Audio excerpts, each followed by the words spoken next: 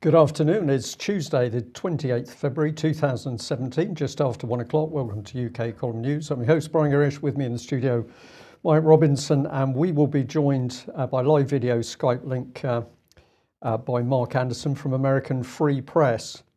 Well, really excellent news yesterday, Mike. I was able to watch Vanessa and yourself taking us through events. And as we always say, it's getting more and more difficult to report the news because let's have a look at our first slide today. Welcome to La La Land. Now, I hope that Mark Anderson is going to stay with us, but it's evident now that Britain is degenerating into complete mayhem and chaos. What's the significance of this headline? Well, let's bring in the rest of it.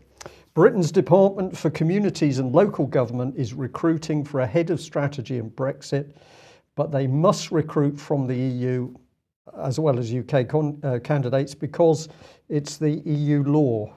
Yes. So we'll be reporting on that in a bit more detail later in the programme. Well, let's have a look at the new National Security Advisor. Here he is, Mark Sedwill. Well, he is getting the job because Sir Mark Lyle-Grant is retiring in April, and Mark Sedwill is going to replace him.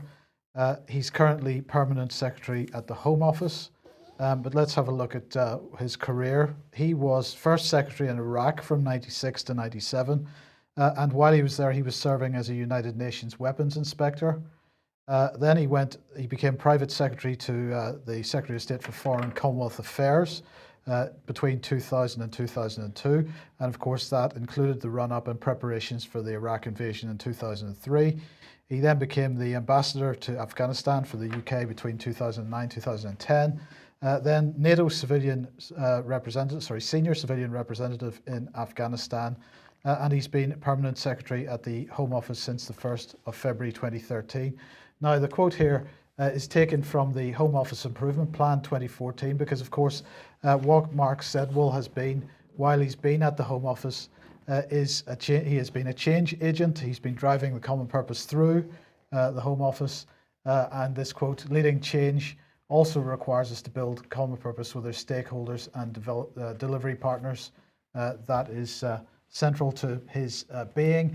What did Theresa May have to say? She said his experience means that he's ideally qualified to take up the critically important role of National Security Advisor, as well as his recent time at the Home Office. He has served in both Afghanistan and Pakistan, and his wide-ranging experience of foreign and security policy issues.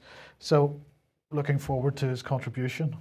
Well, I would say a dangerous man, politically very dangerous. And we remind people, of course, that it was UK Column that started the exposure of the government's training of the top 200 civil servants. This was to select a cohort of 2,000 top civil 200. servants.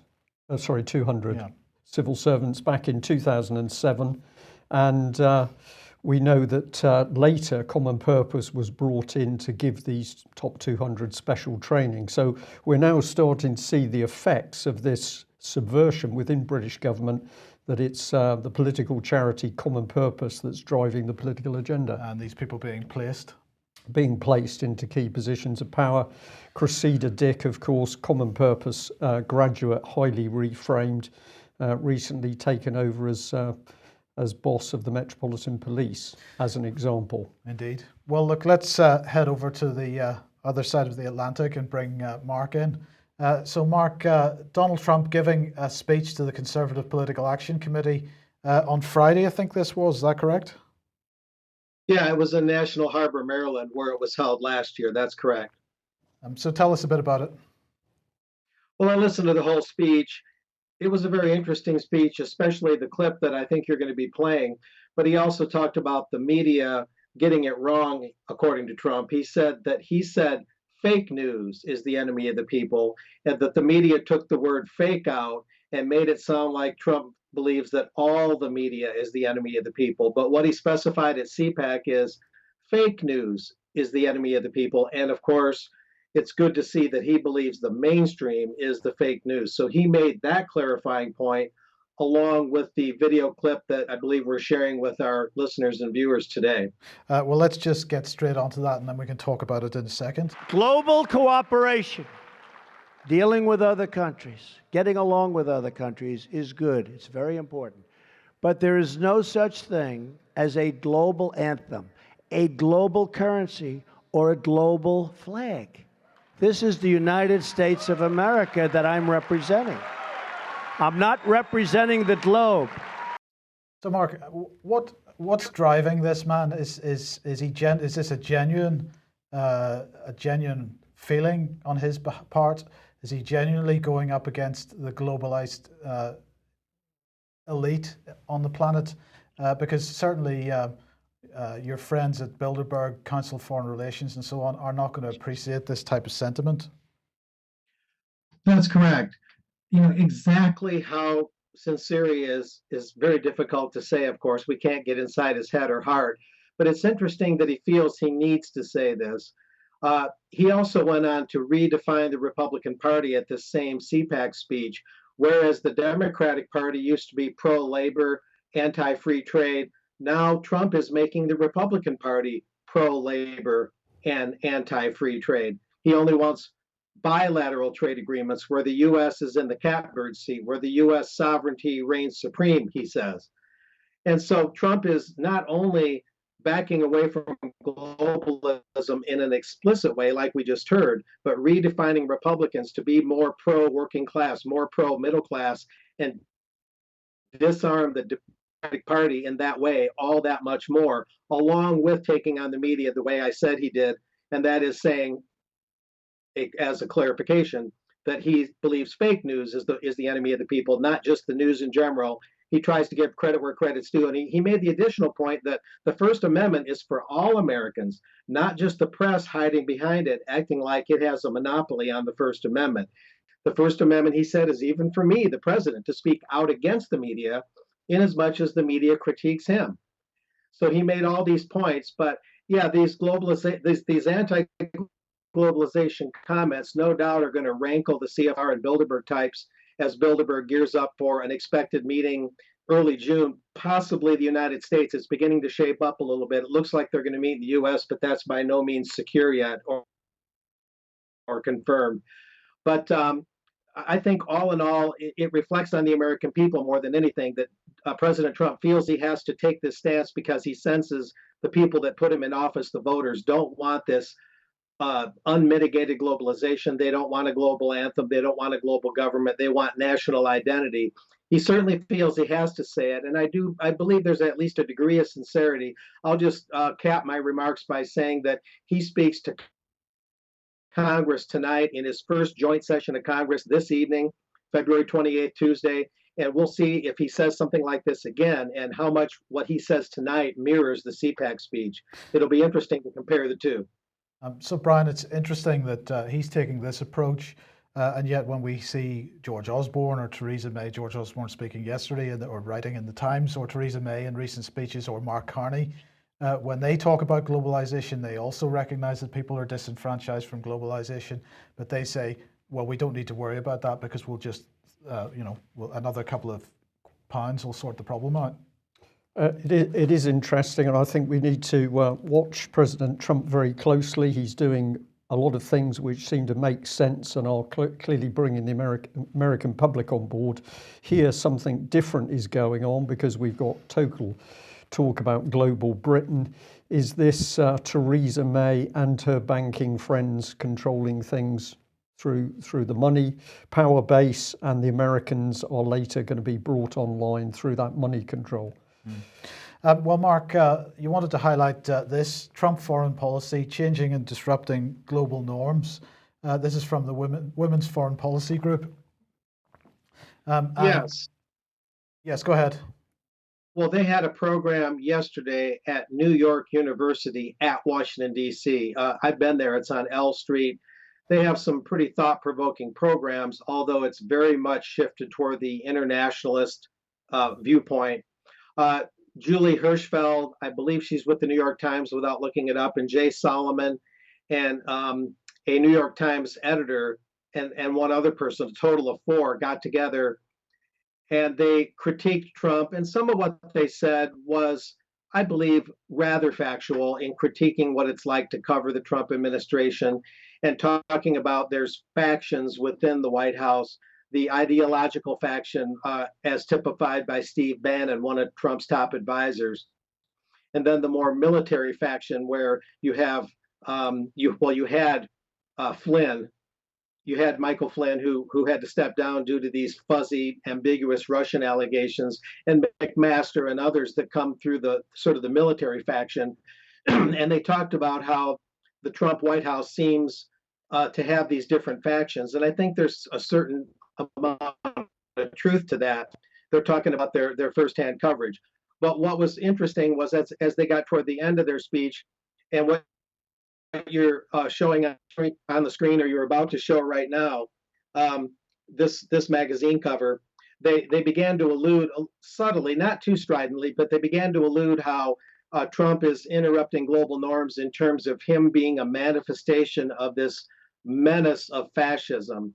The media, whether it's Newsweek's coffee table magazines that are littering U.S. grocery stores shelves right now, or through other means, the media, even if they acknowledge Trump's accomplishments, the media is basically saying that Trump, like Marine Le Pen, like Brexit, is indicative of a rebirth of the Hitler worldview. Well, sorry, Mark, just okay, you can continue that in a second, but I just wanted to interject with this one because obviously that Hitler edition of Newsweek has come out not too long after the special inauguration issue of Newsweek, and of course here's an image that somebody has posted to a forum showing that both on the same shelf at the same time. It's hard to imagine that wasn't an intentional decision. I can't see how it wouldn't be intentional, Mike. I've seen this stuff before, these coffee table magazines purporting to dissect and anything that's even slightly right to the extreme left of the internationalists, at least the foot soldiers of the left, at least the internationalist foot soldiers are to the left. That doesn't mean the whole international establishment is necessarily left-wing by definition. There's the one worlders kind of stand above that left-right paradigm. I think the left-right paradigm is mostly for the natives and the peasants to fight it out and to divide us and to create chaos, and out of that chaos comes their new world order. I think we know that. But nevertheless, they want to smear a smearbund, you might say, a big, broad smear against anyone who doesn't agree with the world consolidation agenda. And so this Hitler thing comes out, and now they can use that as an umbrella and say that Trump and Brexit and Marine Le Pen, all of it falls under the neo-Hitler umbrella. And this is a way the weaponized media, the fake news works. And one of the main fundamental reasons I brought this out was because we always think, mainstream newspapers, radio, and television broadcasts are the fake news. That's where the propaganda is. But through the magazine media and through the entertainment media, like we're seeing here, they the fake news and the assault on nationalism, the assault on populism, they broaden it out through all these different mediums. And it's important to keep that in mind. It's not just the daily news reports on CNN and the BBC that are propagandistic. Yeah, okay. Okay, thanks, Mark. What's next? Well, we start off with just a couple of adverts. The first one is that Ian Crane will be speaking on fracking tonight. That's at Kingsbridge Community College, Devon. He'll be in the English room, and his talk is from 6 o'clock till 8 o'clock this evening. So if you're in the local Devon area, or you can travel, hopefully you'll get along to support Ian in his excellent work exposing the dangers of fracking. And another reminder of Gillett Atzman in Glasgow. That's on March the 30th, 2017, between 7 till 9:30. Get along to that if you can. And a reminder that tomorrow, Vanessa Bailey will be speaking at the Marx Memorial Library, Clerkenwell Green, London. Her talk is entitled Aleppo, Fall or Liberation. And I also just wanted to remind everybody that, of course, UK Column News now available on Alternate Current Radio. If you're in the States and you want to listen to the podcast at 10 p.m. Eastern Time, And we're also now included in the Truth Seeker app. And I got to thank the guys at the Truth Seeker. You can get this via truthseekerapp.net. And there's we're on there. Alternate Current Radio, their programming is on there, and a whole bunch of other alternative media outlets. So thanks for that. And can I ask viewers and listeners to give us as much support as possible on this business of spreading the news about the UK column to other people? We know that we are reaching a big audience. We also know that our viewing figures are capped. Mike has had the interesting experience of watching viewing figures decrease. And we get wonderful stories like the lady who contacted us from West London, who said, I've just found out about UK column. And when I said to her, and how did you find out? She said, oh, my friend in America said you should be watching this excellent news programme. So we need as much help to spread sideways, as it were, because it's clear that all is not entirely straightforward with viewing figures on the internet. Well, let's come back to La La Land. And we can't get more bizarre than this. Here we've got gov.uk, advertising, Head of Strategy and Brexit. This is part of for a job for the Department for Communities and Local Government. There's the closing date, 8th of March 2017. So we scroll down. We notice there's a very low salary for this kind of thing. So somebody's going to be paid between £60,000 and £70,000. Mike, you said, well, of course, the Prime Minister only receives remuneration like that. However, civil servants traditionally are receiving very much higher salaries. Well, indeed, and our new National Security Advisor is going to be receives around £170,000, £180,000 a year. Yes, and about £400,000 a year for running the BBC. So a mere 60,000 is all they're willing to pay to get us out of the European Union. Well, why should that be? Because if you take the time to actually look at the information, you see this. It says nationality requirements open to UK, Commonwealth and European Economic Area. Now, I thought this was very interesting, and I thought possibly I was mistaken in my understanding of the European Economic Area. So I did a little bit more research, and we actually find this is the European Union. So I phoned up the department this morning. I spoke to a very young and very fousty media gentleman, and I simply pointed out there was a certain irony that UK had to recruit possibly a European in order to take us out of the EU. But he assured me there was nothing unusual in this because it was the law. So I said to him, so you mean that EU law says that we must recruit from the EU in order to find the person to take us out of the EU? It went very quiet, and he said, it's the law. So I asked next whether that media person was giving the official opinion of the department itself, and he assured me he was. So we needn't bother with our MPs anymore, or senior civil servants, because the media or press officers are the people now running La La Land as we recruit from the EU to get the person to take us out the EU. Mark, if I may, you live in America, which has its own interesting problems, of course, but we are descending into something which is way beyond the Simpsons in UK. It's almost getting hard to deal with it without laughing, but it's such a serious matter. Any comment you like? Well, certainly the media in the US is the most farcical thing right now, Brian, creating a circus-like atmosphere, a nightmare that won't end, you might say. I could go a lot of directions with what you're saying, but I think Congress, some in Congress, Lindsey Graham, John McCain come to mind, and certain elements of the media, the George Soros infection, you might say, the Koch brothers, Sheldon Adelson, the Jewish money magnate out of Nevada, the people behind the scenes that are creating all the chaos in the U.S. That creates kind of a la-la land here, because up is down, down is up, water is no longer wet, and the sun no longer rises. So it's not quite the same kind of comical situation as the UK. It's a little different variation, but it's getting hard to know what reality is, as you guys have acknowledged. That's why you call it La La Land. But of course, that's why we're here. That's why we're growing our media as the other media declines, because reality needs to come back. As if we should even need to say it's crazy when we live in a world where we say we need to recover reality or get back to reality, but it's very true.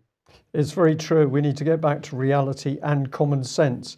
Well, we always encourage our viewers and listeners to not only listen to UK Column, watch UK Column, but do their own research. And we're going to encourage you on all of the segments in today's news. Let's have a look at the people who are there in the Department for Communities, Local Government. Well, of course, we've got Sajid Javid, we've got Gavin Barwell MP, Marcus Jones, Andrew Percy, Lord Bourne of Aberystwyth. Have a look at these people, have a look at their interests, have a look at their experience. And we encourage you to do the same on the management team. Some very, very interesting people, a lot of experience in the banking sector, Mike. It's very noticeable that these people, we are told, are independent civil servants, but their whole history says that they've got vested interests. But the special representative, it must be said, brings a lot of weight to the well, table. Eric Pickles at the bottom, of course, is the man who said he was an unlikely revolutionary. Some of the papers thought he was sort of joking in that comment. I don't think he was joking. Because we have Conservative MPs who are on public record saying that there needed to be a period of positive destruction in public services before we could move on. So Eric Pickles is the big society man, and this is communitarianism by the back door. Eric Pickles, very big back door, of course.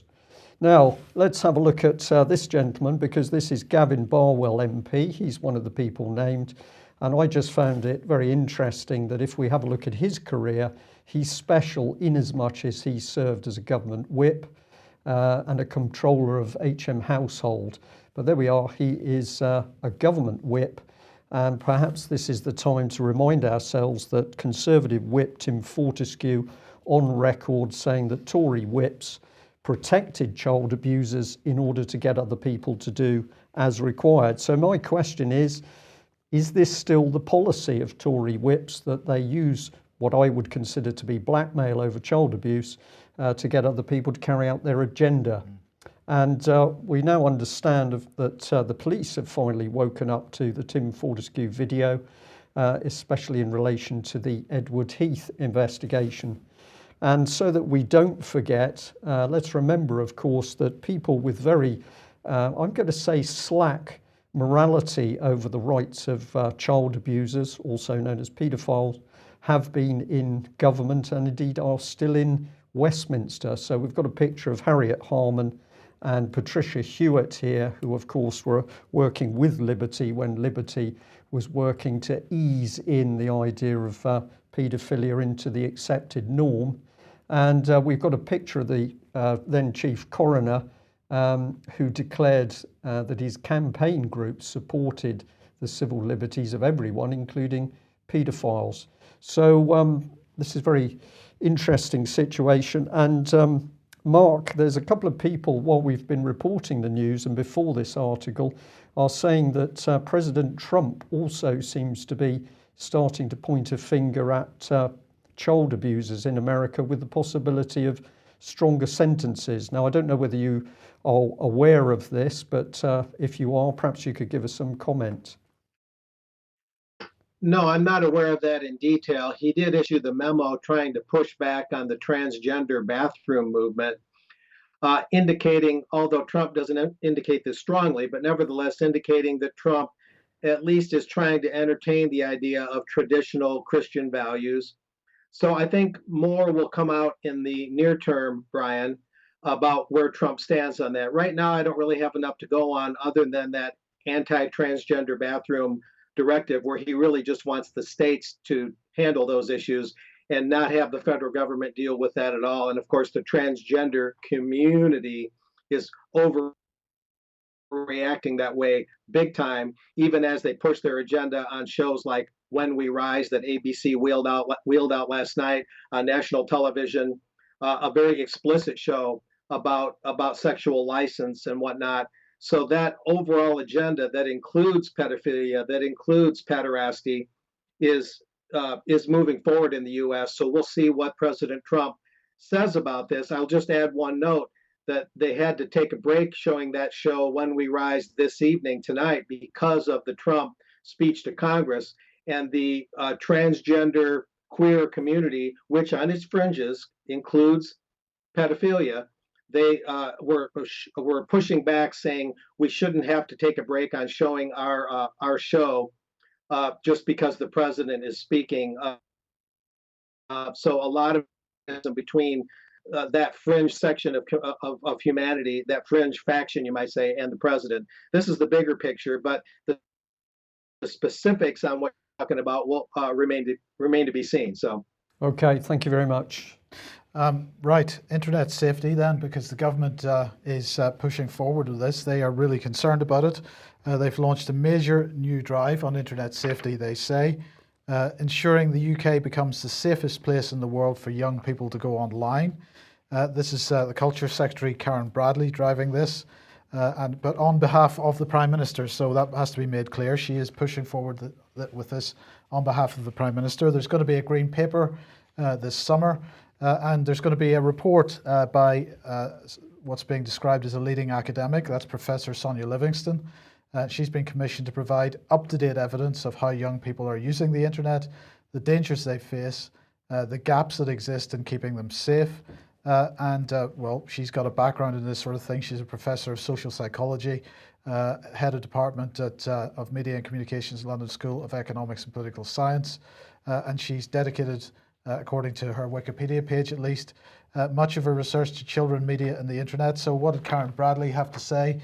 She said the internet has provided young people with amazing opportunities, but it has also introduced a host of new dangers which children and parents have never faced before. It's increasingly clear that some behaviour is unacceptable offline, which is unacceptable offline is being tolerated or even encouraged online, sometimes with devastating consequences. And the government in this press release is saying that, pointing out that a study last year for the NSPCC and the Children's Commissioner found that 13% of 11 to 16-year-olds had reported that they'd taken topless pictures of themselves, and 3% had taken fully naked pictures of themselves. So, Brian, it's pretty interesting that if Donald Trump is coming down on making sentences more strict for this type of, for adults getting involved in this type of behaviour, it's a bit interesting that in Britain we are reducing sentences. We're reducing sentences, but we also can have a look at the mixed messages over who's causing the problem, because what we're saying there is children are getting themselves into trouble by what they do on the internet. That's the message. And they're taking topless pictures of themselves. I wonder whether some of the children might have seen the topless pictures of Brooks Newmark, of course, Tory MP, who was photographed in a bathroom, virtually naked, not quite, as some form of sexual photograph, but not to worry, because that was just a politician, Mike. And he took the photograph of himself, so it was a selfie. Was he influenced by what he was reading on the internet, do you think? Possibly. We've no way of knowing. Well, let's bring in the BBC. Always good when the subject is child abuse, because filmmaker Stacey Dooley is crowing at the moment. Well, she's complaining, in fact, because she's been in Japan and those nasty Japanese police picked her up and held her for 2 hours. So she was in the country making a documentary investigating child sexual exploitation. Some of the men she'd photographed took exception, complained to the police. She was picked up. Police gave her a hard time, told her to get rid of the film footage. I don't know whether she did or not. But my goodness, those nasty Japanese people. So remarkable that the BBC's got money, presumably, to send this lady to Japan. There's no child abuse in Westminster. And of course, despite the testimony of thousands of child abuse victims in UK who say they've received appalling treatment by the police, this lady prefers to go to Japan to see what the Japanese are doing. Well, this is a bit more of the article here. It says that... where are we? It says, speaking about the film, Ms. Dooley said, our documentary on Japan essentially focuses on the fact that the Japanese government, only made it illegal to possess child pornography in 2014. Now, what she's getting at here is apparently Japanese men can choose to spend the evening holding hands. So it's highly suspicious, I agree, but they can spend the evening fully clothed with a teenage girl. That's not illegal. We set out to try and understand why it took a privileged country like Japan so long to come to this conclusion, and also to see if the change in their law had made any real difference on the ground. So there's the BBC spending public money in order to get amongst the child abuse problem in Japan, but there isn't anything to see in UK. Well, we always like to have a look at the journalists themselves, so go and have a look at Stacey Dooley's Twitter page. You'll find that she's very big on President Trump. She's not quite so big on child abuse, but she's very, very big on her French bulldog puppy. So a rather childish Twitter page, but here's the meat. So not only is she working in Japan, apparently she's also been looking after, this one's missing children in Canada. So the problem is always overseas, Mike. It's never in UK, and the BBC for some reason can't investigate child abuse in UK.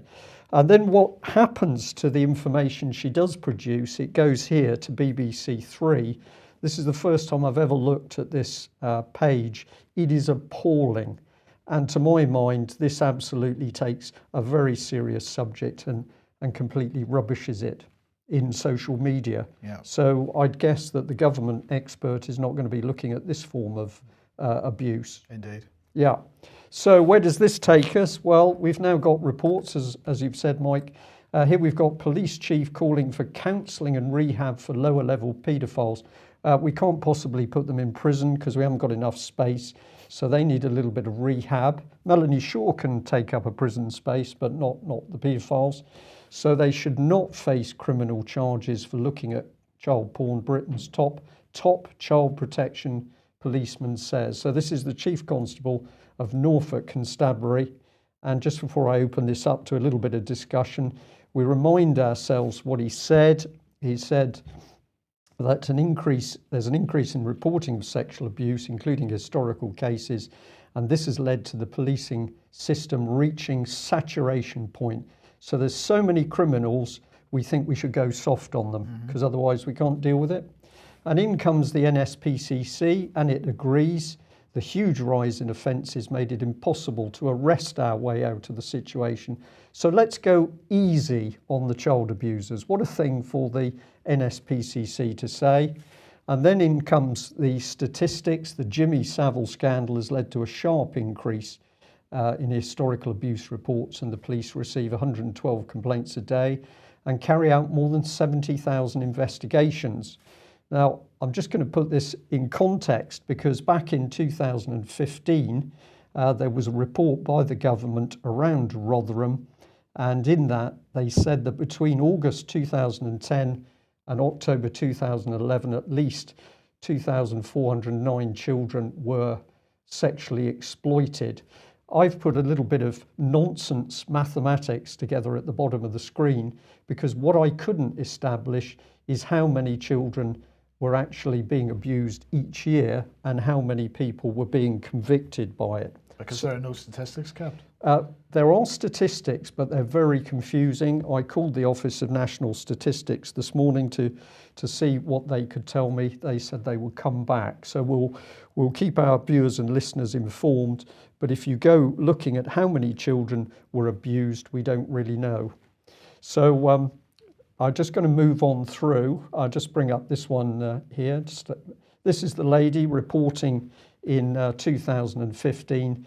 This is the Deputy Children's Commissioner, Sue Belowitz. And what does she say? We live in a highly sexualised world in which, for the most part, it's considered quite acceptable to do as they want. That's her wording with females, and too many females think that's something they must comply with because they think it's part of growing up. So she seems to be blaming the children, to my mind, but maybe it's my imagination. Then she went on to say this: child porn and the proliferation of indecent images of children and all the stuff we're seeing on social media, which is having an impact on young people growing up and their impressions of sex and sexuality. Blame the children. But no statistics on how many convictions there have been for child sexual abuse. And that's all a bit woolly. And so this is replicated at the EU level at Europol, which, as we've mentioned a couple of times in recent weeks, recently published an article, a news item for themselves, saying what a great job they were doing identifying the victims of sexual exploitation, including children. 10,000 of them identified. So they had identified the people. And when I went back to them and said, well, how many convictions have arisen out of this? And that's where it all got very wobbly indeed.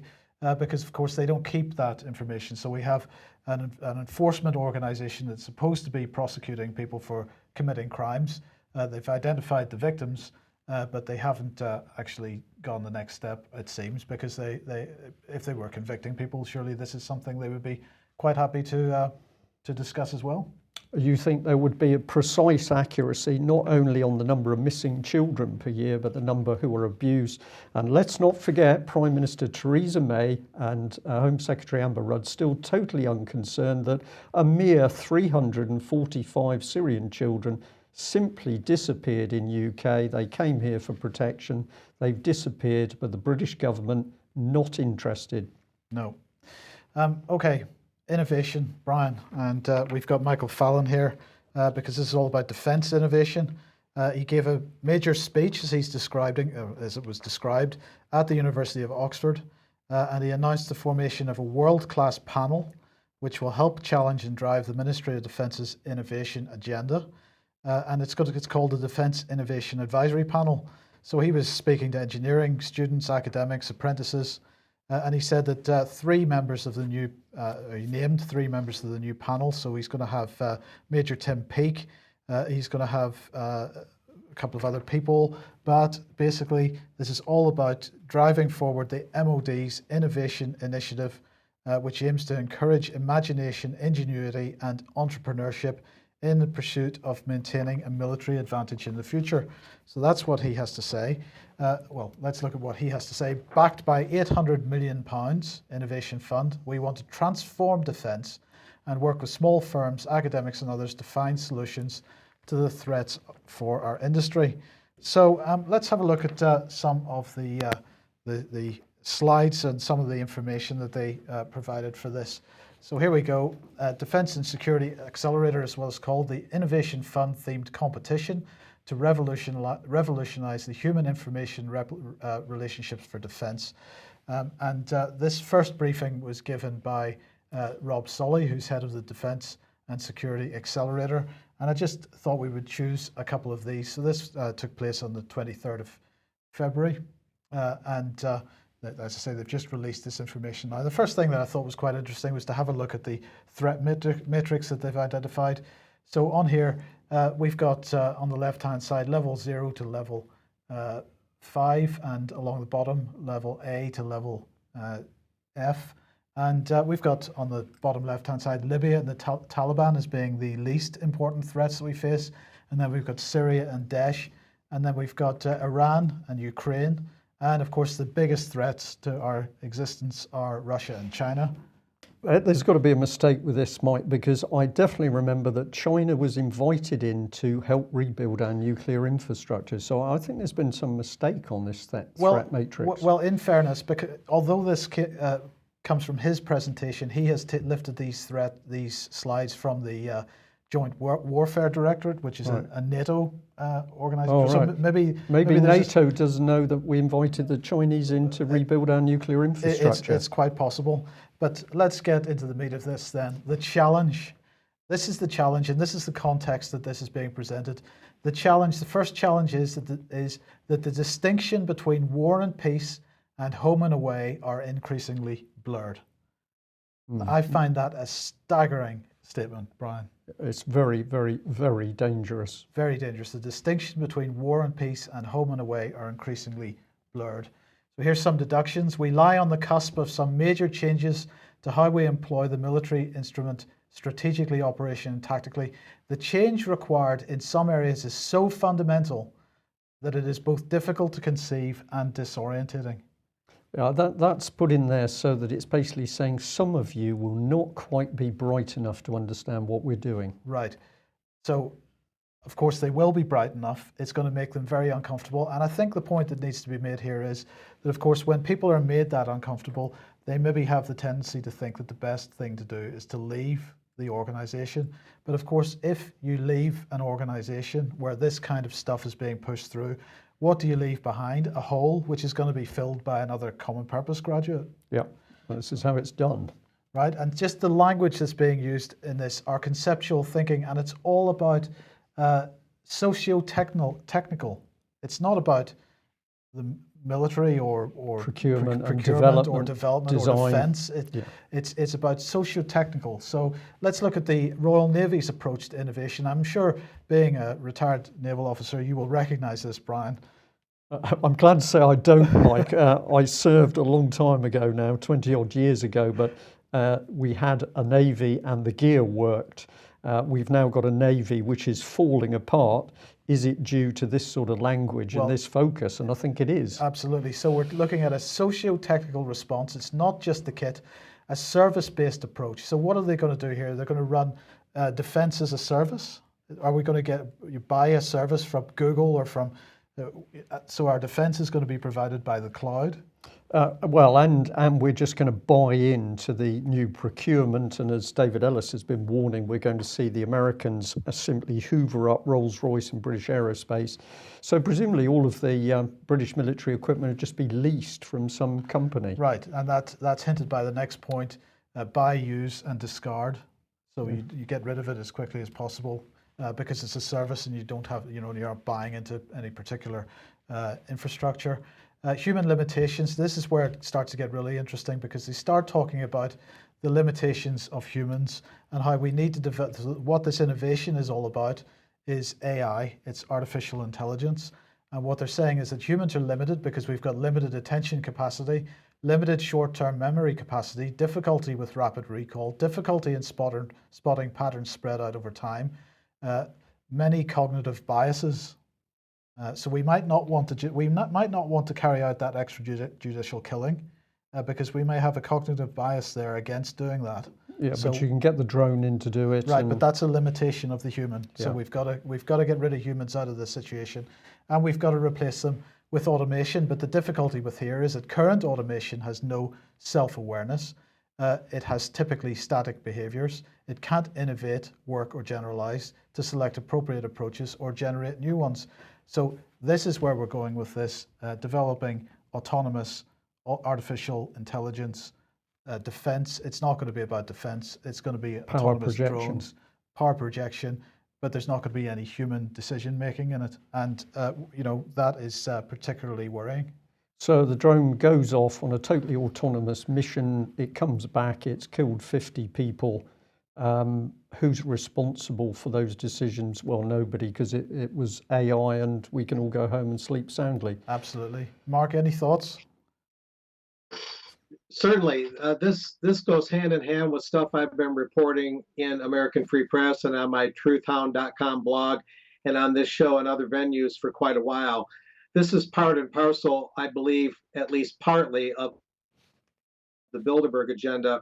Why Bilderberg has high-tech people coming together to join the old guard at Bilderberg, the Rockefellers and all that, to put together this kind of technical input into the overall governance structure to where we're taken into this brave new world. I hope I'm coming through. Yes. Well, at any rate, I do believe, based on what I've seen, this is partially related to Bilderberg and why they had Googleberg in the UK back in 2013, right before Bilderberg met at the Grove Hotel in Watford, that the technology sector is leading the nation states representatives at Bilderberg and at other venues toward this brave new world, this AI world that you're talking about. That's a little speculative what I'm saying, but there is some factual basis to it as well in some areas.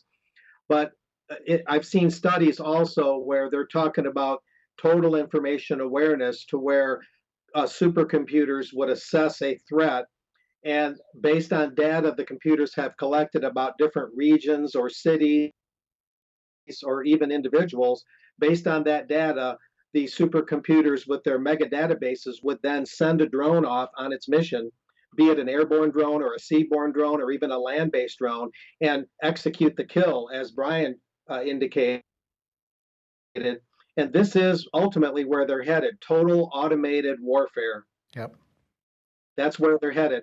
However unrealistic it may be, and certainly how totalitarian and Orwellian it is, that is their ideal, and that's where they're headed with this. And as you say, that would mean parceling out the military, almost providing the military through the cloud as a service, privatizing even something as fundamental to the nation state as the military, privatizing even that, just as they would privatize water and other things that are fundamental to human existence, water delivery systems, water purification systems, bodies of water, privatization across the board. Absolutely. I'll just add a little bit into that, if I may, Mark, and that is to say we should need to remember, of course, that the AI, the algorithms, the mathematical algorithms that are being put forward have principally come out of human minds. They now may be developed with AI machines, but principally you have a human mind driving. And we also know, of course, that by the psychometric tests, we're seeing lower and lower empathy people selected in order to run these programs. So by the time we get to the point where perhaps psychopaths are running this type of program and developing these algorithms, we're heading into immensely dangerous territory, which most of us really need to be aware of. Okay, well, Mark, thank you very much for joining us. We'll just end by saying that David Scott and myself were able to meet up with the Doherty family, Brian and Janice Doherty, over the weekend.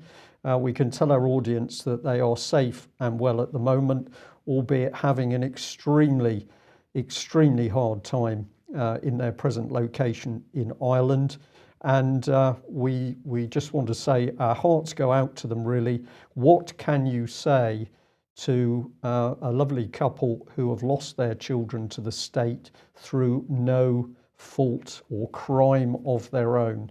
This is the state of UK at the moment, stealing children, and as we've indicated in the news report, covering up for the abuse of children, whether that occurs in Westminster or at lower level with lower level street gangs. So we're in very, very dangerous times. But good news at least is that Brian and Janice Doherty are alive and well, but reflect a terrible time with the British state and child stealing. We'll be back at the same time tomorrow. Thanks for joining us. Bye-bye. Bye-bye.